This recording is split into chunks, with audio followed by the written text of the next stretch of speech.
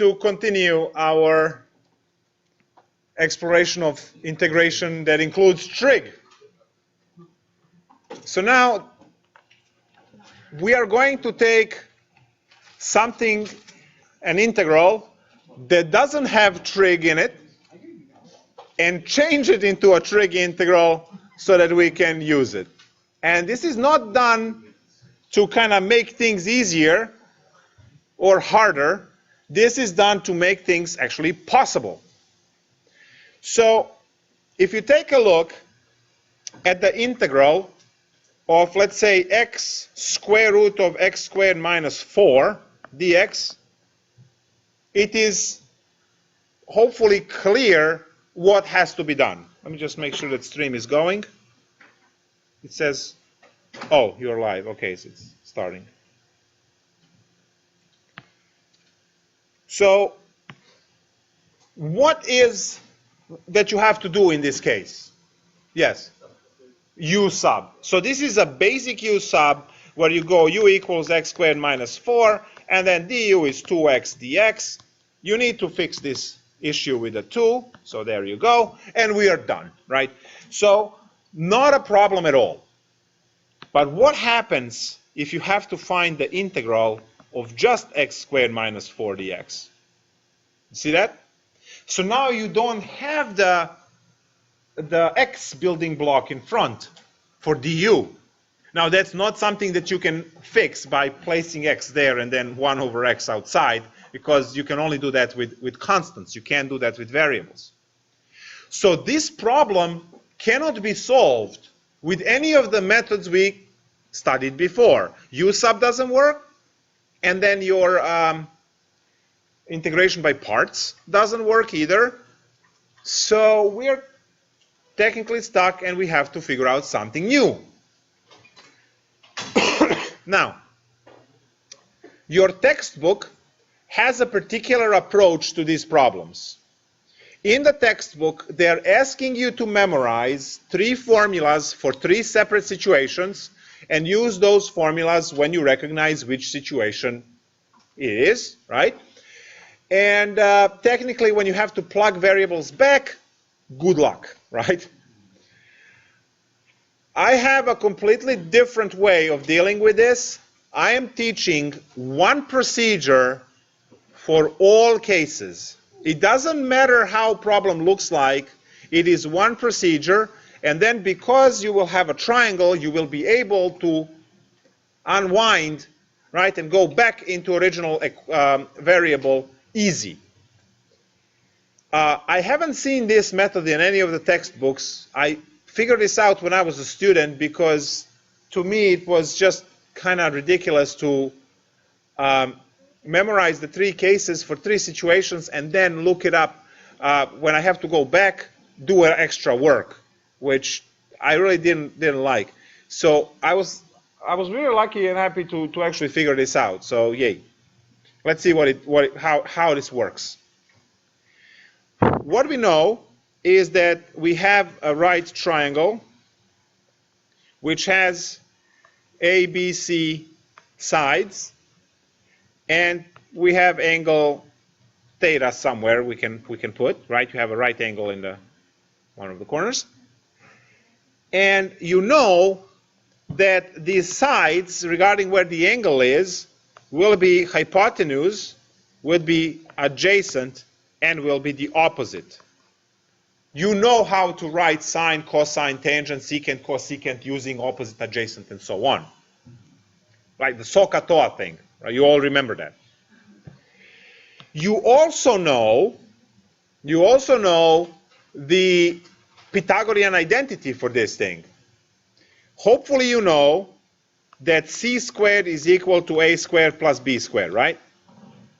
And you also know that a squared is c squared minus b squared, and that b squared is c squared minus a squared. So all of these things together will play into my method, which is kind of, I think. Guys, can you use the ones from the book? Yeah. If you want to go and memorize those, fine. I just want to show a unique method that solves all of the problems with equal complexity, okay? That's it. So you have one method for the entire section, and you don't have to memorize anything, actually. So what can I write from these now? I see that C is equal to square root of a squared plus b squared. A is square root of c squared minus b squared, and b is the square root of c squared minus a squared. Now we know that a and b are legs, and the c is the longest side called hypotenuse. Look at the pattern. Every time when you have minus sign, c is first, hypotenuse. And when you have a plus, you have two legs. That's the only thing that you have to notice so you are able to set up these triangles. So now I want to set up the triangle for this problem, because this problem has to be done with trig sub. So I'm looking at this problem, and I go like this. I'll put angle theta somewhere.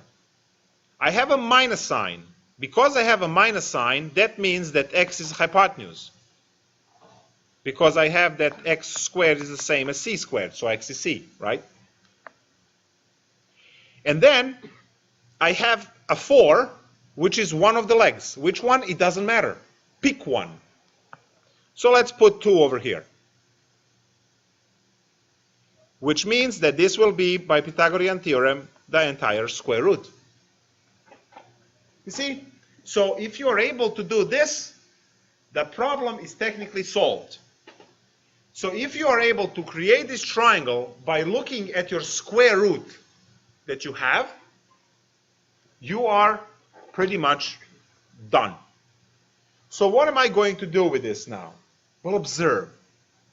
I can write sine and cosine and tangent and cotangent, whatever I need from this triangle. I have 6 of them, and I know the pairs. So this is what I'm going to do, and this is crucial for the method to work. Create 2 trigonometric functions towards the number. You see, one of the 3 sides will be a number, like in this case 2. So I am making, let me do different color peanuts. I have the x and a 2 in red, and this one is going to be blue. So now, which trigonometric function has adjacent and hypotenuse? Cosine. So I will write cosine theta is equal to what? 2 over x, yes. Like, I understand why 2 is the base, but I'm just confused how you got x as the hypotenuse and square root of x squared minus 4. So I observed the square root, and I noticed that the square root has a minus. If I look at these formulas, minus sign, both formulas that have minus sign have hypotenuse as first under the square root. So it doesn't matter which one you use, right? So it doesn't matter. So I know that this is hypotenuse. Oh, right. When you have a minus, this is always hypotenuse because, look, Okay. right? So those are the things that you kind of need to know. If you have a minus, the first one is always hypotenuse, and this is any of the legs. It doesn't really matter which way you're going to go.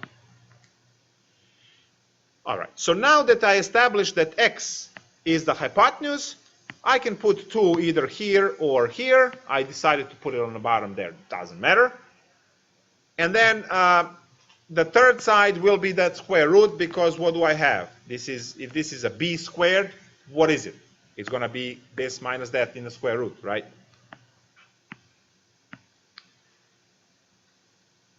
So once you have the triangle, you will create trigonometric functions using, every time using the number. So I have x and a 2, and that gives me the first equation. Maybe I should, let me dot that red. And from here, I can solve for x. So x is equal to 2 over cosine theta, which is 2 secant theta. And what else? Immediately get dx for substitution. What's the derivative of secant? Very good.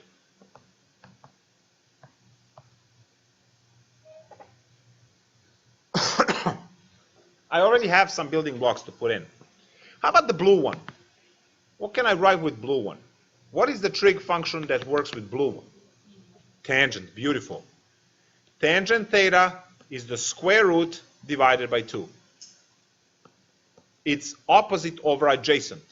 Opposite side is the whole square root, and adjacent side is 2.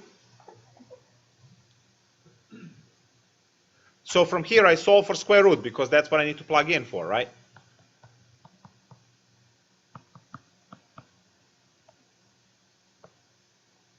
We have our substitutions. What's the problem? The problem says integral of square root of x squared minus 4 dx. That's the problem. Look, do you see how I can swap this one out? Do we all see that? And do we all see that I can swap this one out? Swap them out. And you transform the x integral, and now you have them in terms of d theta in trig. And then we use methods from previous section to solve that integral. So now this becomes integral. Instead of square root, I have 2 tangent theta. And instead of dx, I have 2 secant theta tangent theta d theta. Combine all of this into 4 integral tangent squared theta secant theta d theta, and then unleash the methods from 7.3 to solve it.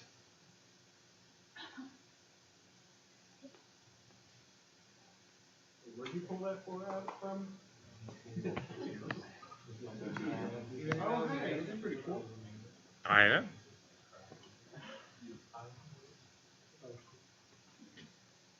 Right? We good in there? All right. So now what are we going to do with this? Well, we're going to solve it. Integral of secant is what? Secant tangent. Integral of tangent is secant squared. So what are we going to do here?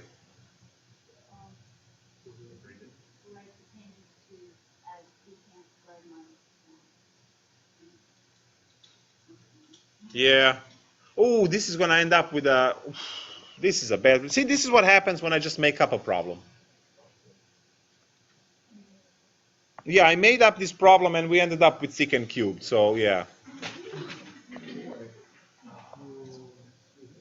So, tangent is secant squared theta minus 1, and then that's times secant theta d theta.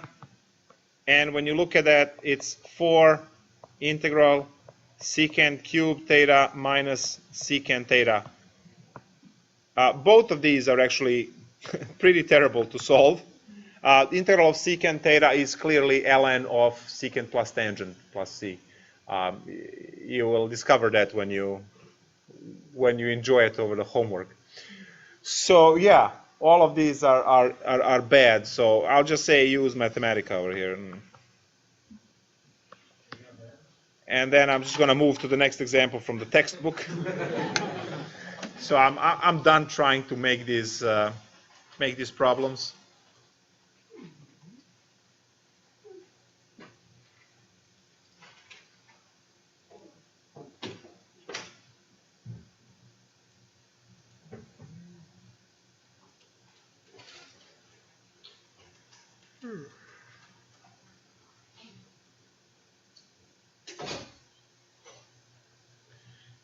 All right, so let's take a look at, something nice.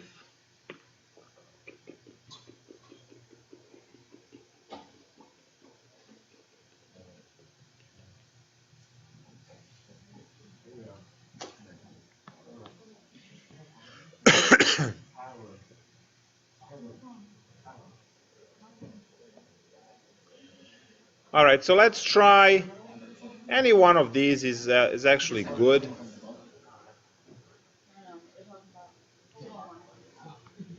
So integral 0 to square root of 2, it's a definite integral. Isn't that awesome?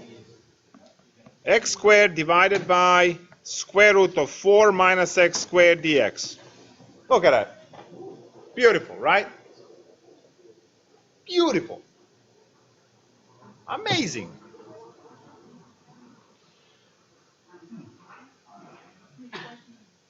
This is question number 10 in the current edition of textbook. Oh my God, the bookkeeping, 537. It's on the white paper in black ink, font 12. What other information you might need? What font type? Full, italic? No, it's just a regular, a vanilla font type. Or Times Roman? No, it's not. It's disgusting. Pirate Wingding? Windings 3, yeah. It is my life goal to become fluent in the English. So now what do we do? We immediately set up the triangle here. Put the angle in one of the corners. And then again, look at this. We have a minus sign, which means number 2 is here.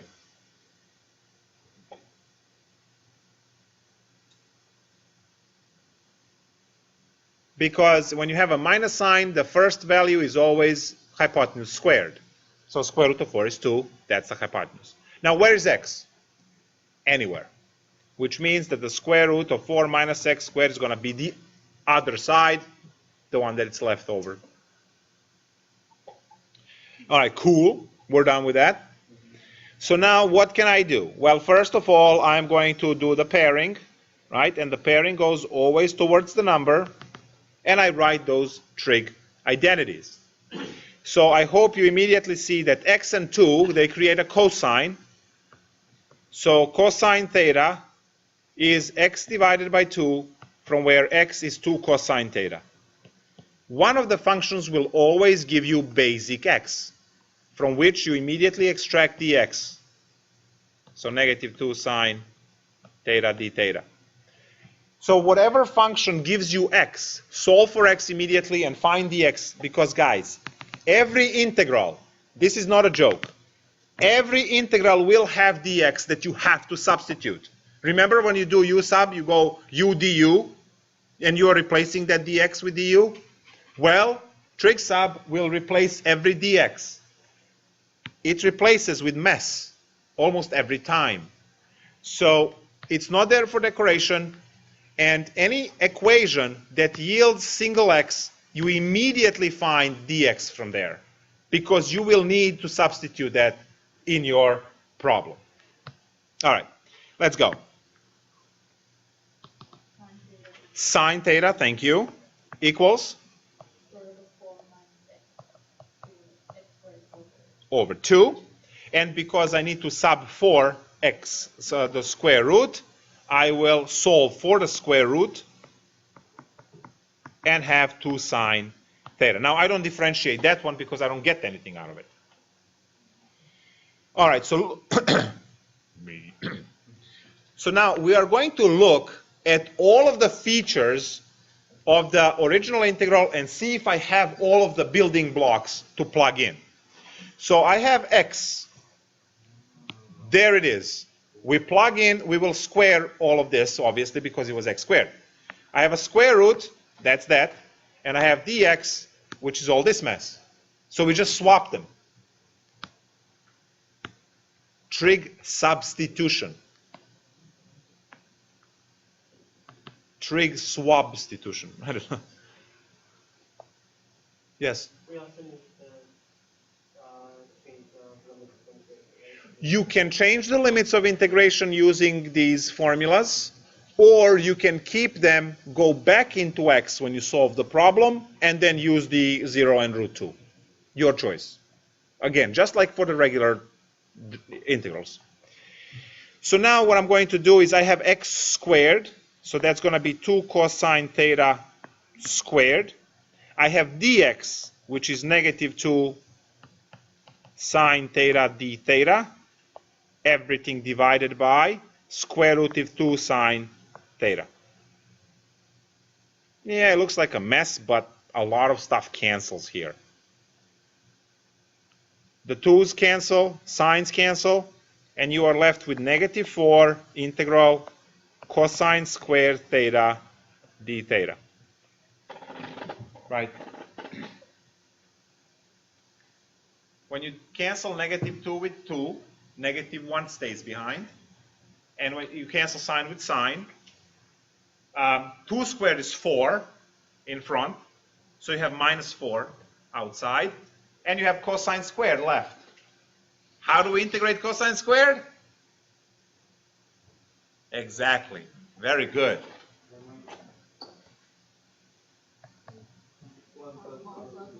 Yeah, it's a power reducing, of course.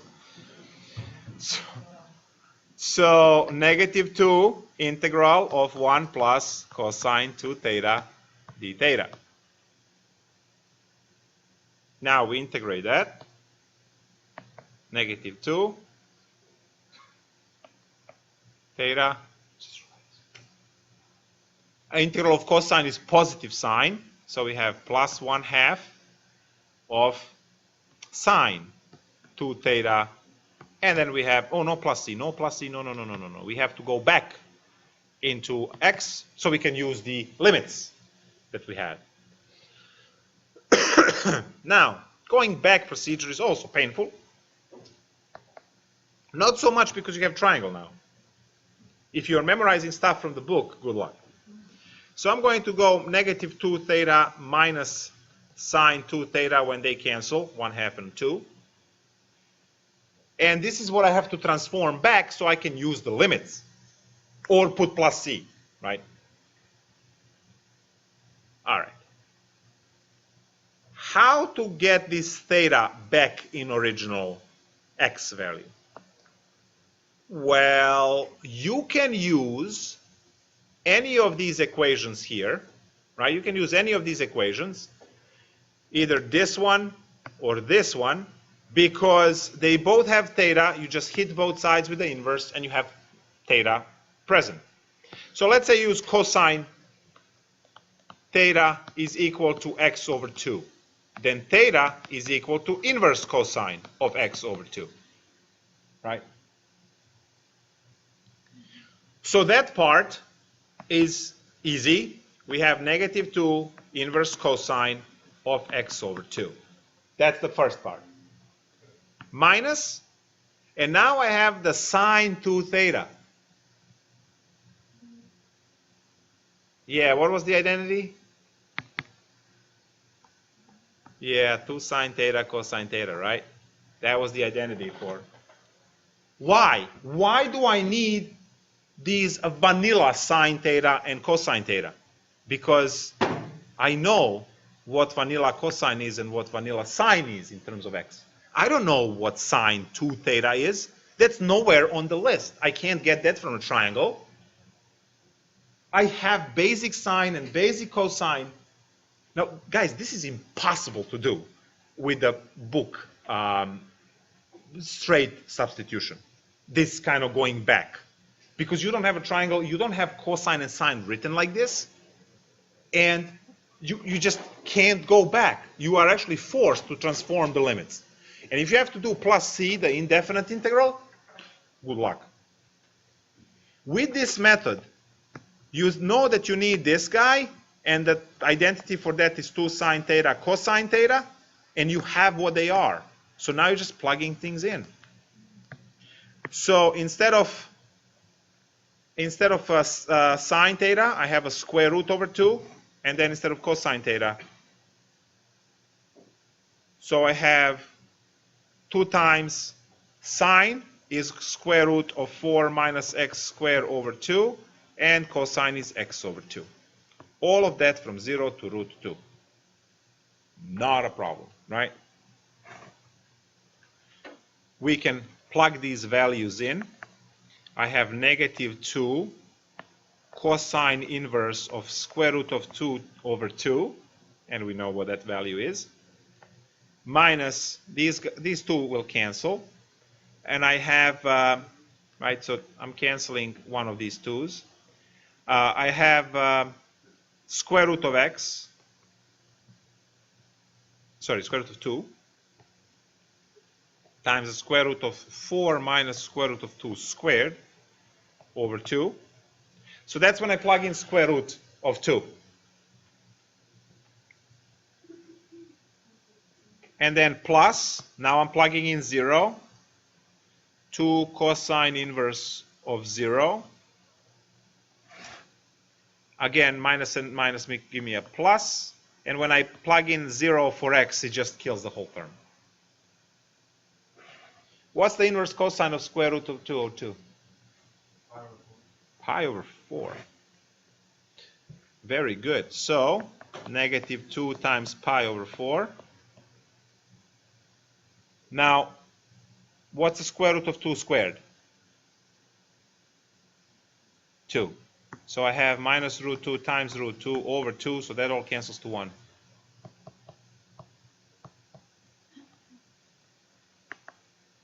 So what do I have? I have negative pi over 2 minus root 2 times root 2 is root 4, square root of 4 is 2, 2 divided by 2 is 1.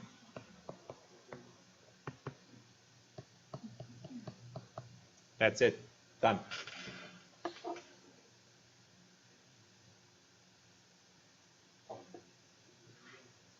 I told you that the homework is going to be carpal tunnel.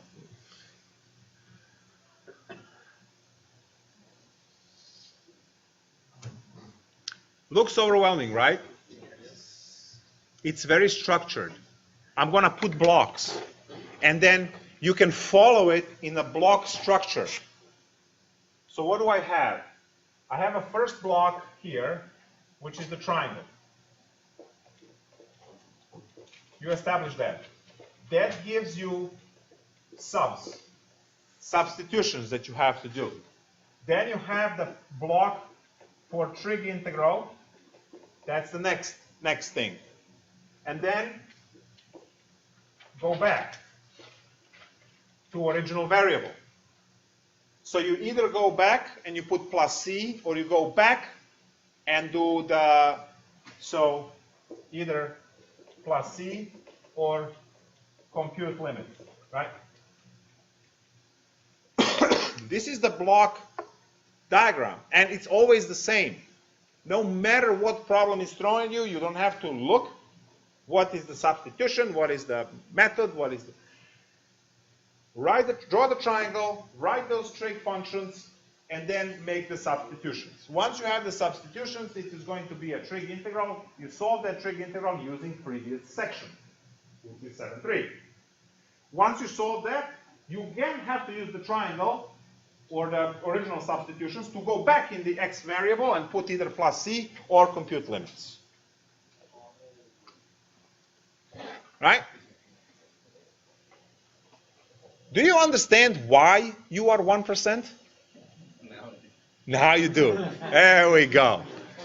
And you should feel privileged. Guys, one thing that I always say, you know what? When it gets tough, that's what makes you special. Okay?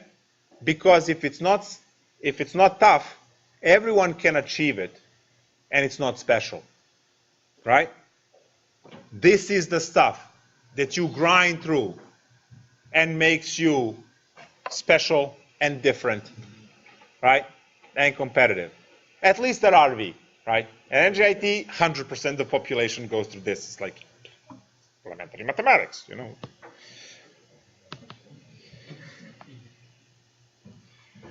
So special for now. Yes, but once you are at that other school, there will be something else that makes you special, right?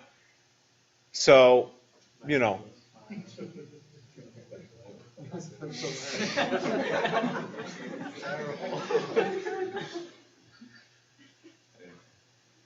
How about we solve another problem, because we can. These are a ton of fun.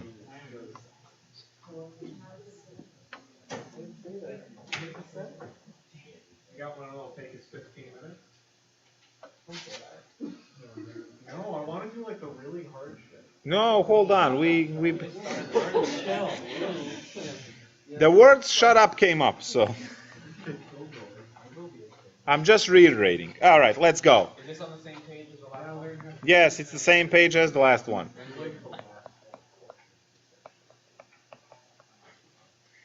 So here's another one. Now, you guys are noticing this square root, right, a lot. It's there from the Pythagorean theorem, right? Is every problem going to have a square root? The answer is hell no. It can have an exponent of 3/2 or 5/2.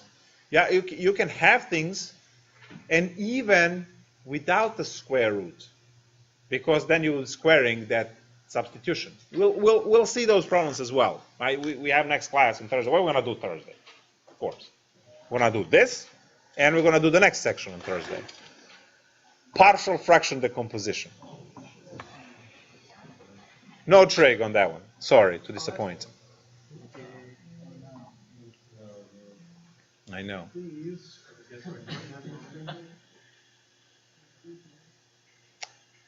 All right, it's time for us to draw another triangle and be happy about it.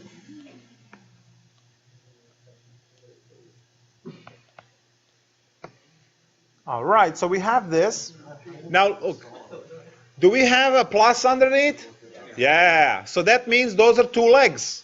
So you can put x and 3 or 3 and x the other way. I don't care, right? But just the fact that you have plus under the square root means it's a squared plus b squared, and a and b are legs. C is the longest hypotenuse, and that shows up only if it's negative. So now this is the square root right here. We are going to draw our trusty functions. And you know what? Since I have experience here, guys, I already see that the functions that we are getting are going to be cosecant and cotangent pair, which is fine. Can you make that into a tangent secant? The answer is yes. All you do is you swap 3 and x. That's all it is. If you really dislike working with the pair cosecant cotangent, all it takes is to go and swap 3 and x. Now I will work with cosecant and cotangent because we haven't done any of the examples in a previous section. I just told you it's the same and kind of moved on. No, kind of, I just moved on. So I will solve this as a cosecant cotangent just so you can see that it's the same deal. But simply swapping 3 and x will give you secant tangent pair. All right, let's go. So what do I have? Well, obviously I have a tangent function that I can write. And tangent function is 3 over x. So what's x from here? X is 3 over tangent theta, which means that x is 3 cotangent theta. Right, 1 over tangent is cotangent. And we immediately differentiate that because we'll need dx to swap it in. So I have my x's that I will be placing in, and now I'm working on a dx. So what's the derivative of cotangent? Very good. Negative cosecant squared theta d theta.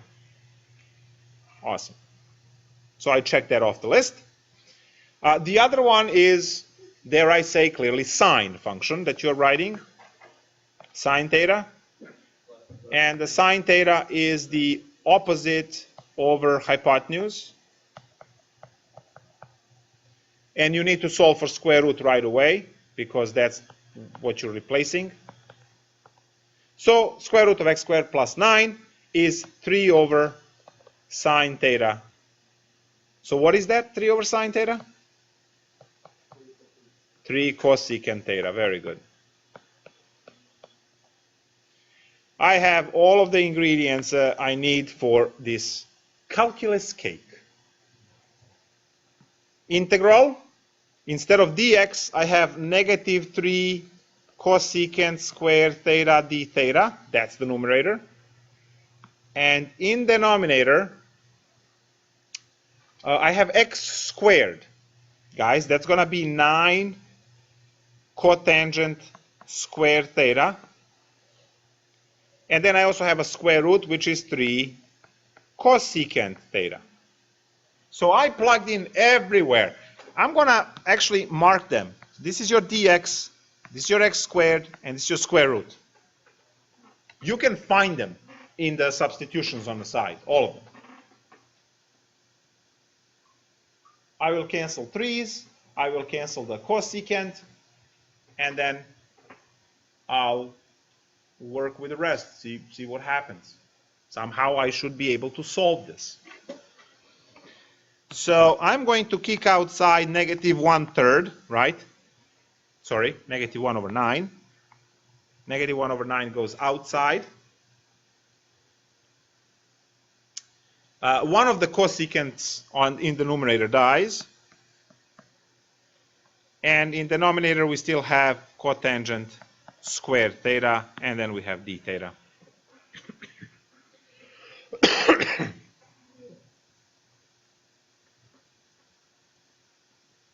If these were just swapped, right? What's a derivative of cosecant? Oh no, cosecant cotangent, right? And what's the derivative of cotangent? Cosecant squared. So if the square was on a cosecant, right? So if this squared was up there, it would be such an easy problem. But it's not.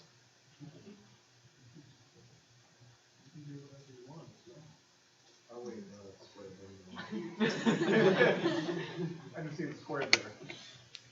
Yeah. Never mind, I have no idea. All right. So what do we do? Cry? Fine. So after mass crying is done, what's the next step? So if you are stuck and you're not sure what to do, check if you can cast this into sines and cosines, because maybe basic U sub would help there. So I just want to try that first before I start breaking my head with trig identities for anything else. So I'm just going to transform this real quick and see if it will help. So cosecant is 1 over sine theta, and the cotangent is cosine squared theta over sine squared theta d theta.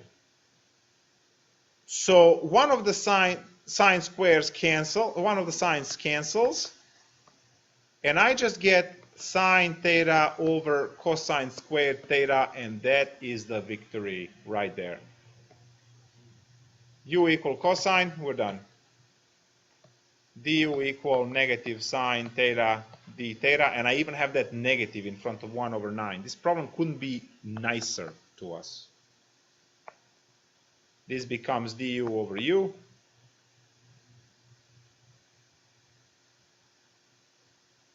I lied.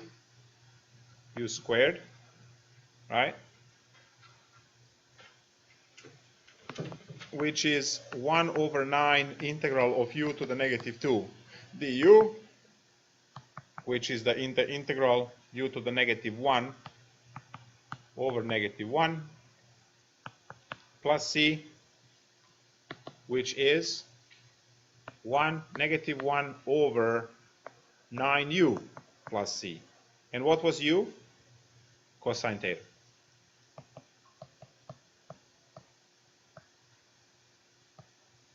Plus c.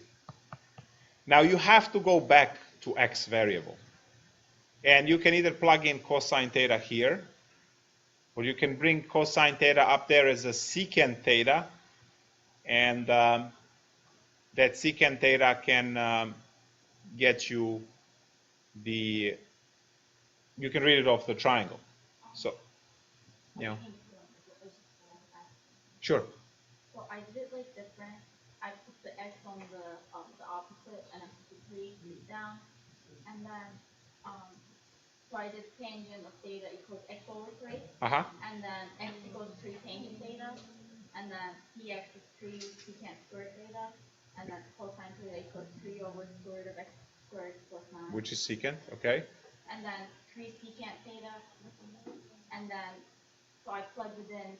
So dx was 3 secant squared theta over 3 tangent theta, and then 3 secant theta. So secant, one of the Cancel. secant Yeah, and we canceled one of the cosecants, yes. And then take the 1/3 out.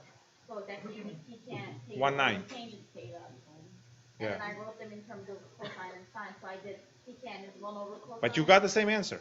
No, but then I'm stuck at, and then I did 1/3 integral 1 over cosine. It should be 1/9. Sine theta. Why is it 1 over 9? You lost one of the, I lost you didn't square it probably. You didn't square the 3 when you plugged it in for x squared. Did you put 3 or 9? for Oh, When oh, you, I didn't square. That's Yeah. right. That's right. That's right. So it's just gonna be 1/9.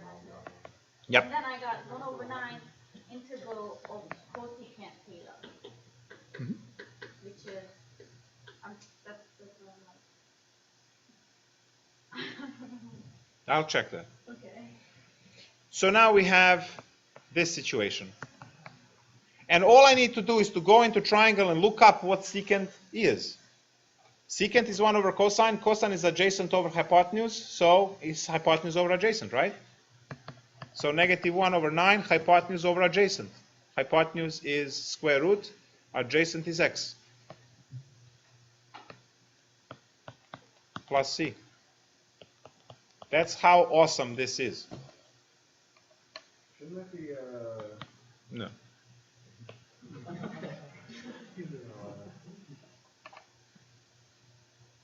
I don't want to say, because I might be wrong, and then, you know, God forbid I should be wrong for the first time.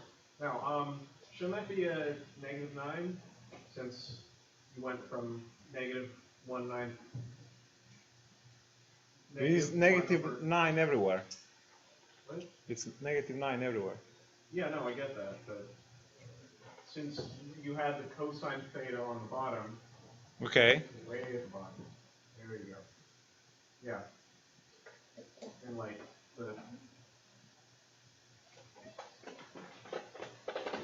It's 1/9 times 1 over cosine. 1 over cosine is secant. right. Yeah. That's exactly what I have. Shouldn't that translate to -9 secant theta? No. 9 is a constant. It has nothing to do with trig identities. Okay. 1/9 is 1/9 regardless of trig. Okay. Yes. Why isn't it replace everything back in, not just leave it -1/9 secant? Because the problem was asked in Exodus. So, yeah, it's that trick. Same like you solve the problem with u sub, and you have to go back into x, right? The same thing here. You're just using trig to solve the problem, but then, right? Your u. The secant theta is your u. Yes, that's substitution. And that's it. So guys, we'll do more of these problems. It will be good if you actually go back in the stream and watch carefully how the triangle is constructed. I would also tell you, take a look at the book, right? See the 3 formulas. They tell you to, if the problem looks like this, memorize this formula and use it. If the problem looks like this, memorize this formula and use it, right? Maybe that will be better option for you. What I showed you here today is, if you look at the homework, which looks like this for this section, you actually have 60 integrals on a pile. Most of them have square root, but some of them do not have square root. It doesn't matter, right, whether it's a square root or not. Each one of these looks the same. If there is a negative, that's your hypotenuse. It's a positive, 2 legs. Look at this one, 4x squared. That means it's a 2x on one of the legs. When you look, completing the square right here. You complete the square, you get something that looks like this, or something like that, or something like that when you complete the square. And then you can do it again.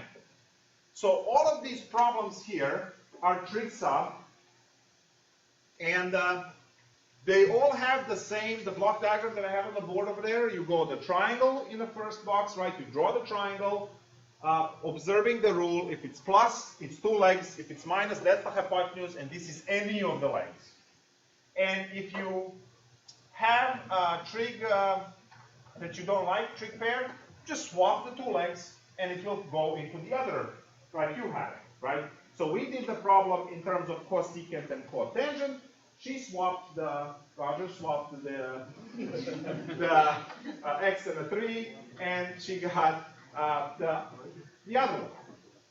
Now, one thing that you might find confusing if you are actually studying this in depth is actually to try and solve the problem in two ways. And then you see that you do it one way, and the solution looks with the, let's say, secant blah blah, and you solve it the other way and you get cosecant blah blah. Well, there are trig identities that change one into another, like +1, right? Where you have a secant squared and tangent squared. So I solve the problem one way, and I get, let's say, a tangent squared minus 6x plus 1, right? Plus c. And you solve it, and you get secant squared plus 6x plus c. That's the same solution. I have a tangent squared, you have a secant squared. There is a relationship between them with +1, and that +1 is absorbed by that plus c. So you have to be careful a little bit about that as well. But that's only if you actually solve each problem in two different ways, just to make sure that you are grasping all of the aspects of this lesson. Next class, we are going to do at least 2 or 3 of these on Thursday. And then we will go with 7.5, which is partial fraction decomposition. Are we going to do any where it's like raised to 3 halves or 5 halves? That's exactly what we are. So we are going to focus on the 3 halves problems. So at least 2 of those, and then pick up something else. Problem. Which one? Like number 30.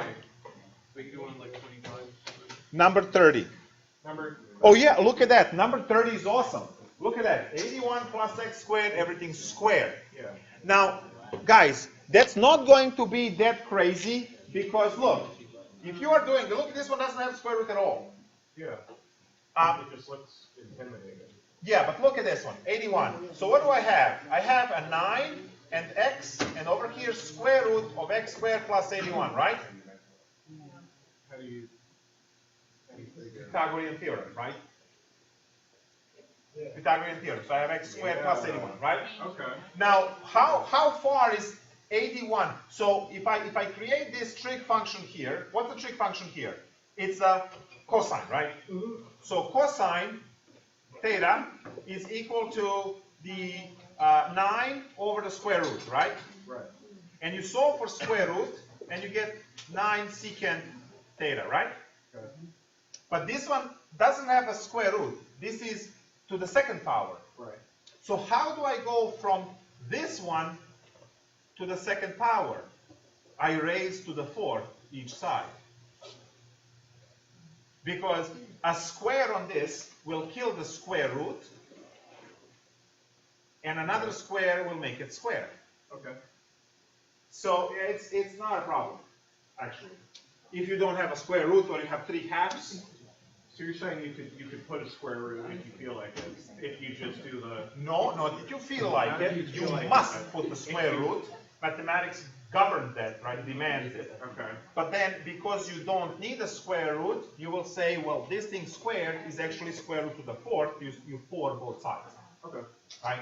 And that's how you fix it. All right. All right.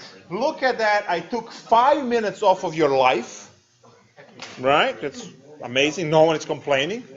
Should we do another problem? No. No, don't push your luck, huh?